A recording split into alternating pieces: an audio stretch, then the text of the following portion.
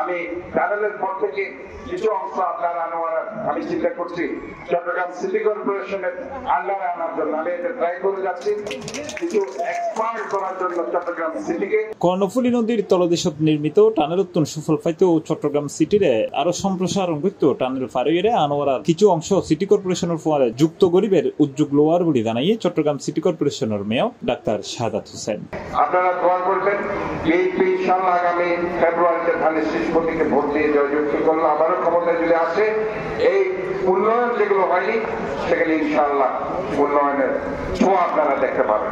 শুক্রবার আগস্টের 29 তারিখ আনোয়ারা উপজেলার বোয়ালিয়া ইসলামিয়া বড় মাদ্রাসার বাইতুল নূর কেন্দ্রীয় জামে মসজিদ পুনর্নির্মাণ হাজার শুভ উদ্বোধনী অনুষ্ঠানত প্রধান অতিথির বক্তব্য তিনি এসব কথা হইয়ে এ সময় মেয়র হয় কর্ণফুলী টানেল উগ লুকসানোর প্রকল্পে পরিণত হইয়ে এই টানেল যেভাবে একটা আমরা লুজিং কনসার্নে পরিণত হচ্ছে তাতে করে কিন্তু আমরা প্রচুর পরিমাণে রাজস্ব হারাচ্ছি এবং দিন দিন এটা আমাদের জন্য একটা ওই যে মনার উপর খাড়ার গা হয়ে গেছে।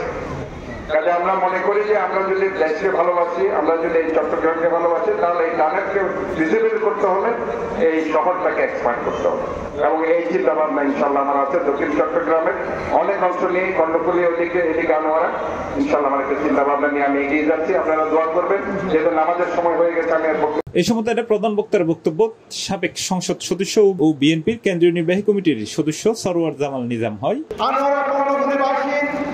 বিএনপির নেতা কর্মীরা সেই স্বৈরাচারী দোষরকে এই দেশ থেকে বিতাড়িত করেছে। ইনশাআল্লাহ বিগত দিনেও তারা বিতাড়িত করেছে এবং বাংলাদেশ জাতীয়তাবাদী দলে আমাদের দেশনেত্রী বেগম খালেদা জিয়া আমাদের চেয়ারম্যান তারেক সাহেবের হাতকে শক্ত করার জন্য তারা যেভাবে ঐক্যবদ্ধ, ইনশাআল্লাহ আগামী দিনে যে কোনো কিছু আসবে তাদেরকে প্রতিহত করে গণতান্ত্রিক সরকার প্রতিষ্ঠার জন্য।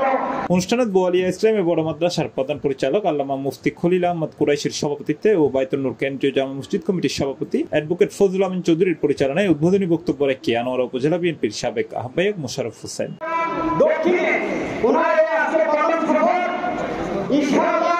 এছাড়াও এর বিএনপি ও অঙ্গ সংগঠনের অসংখ্য নেতাকর্মী উপস্থিত আছেন। C plus TV, Chittagong.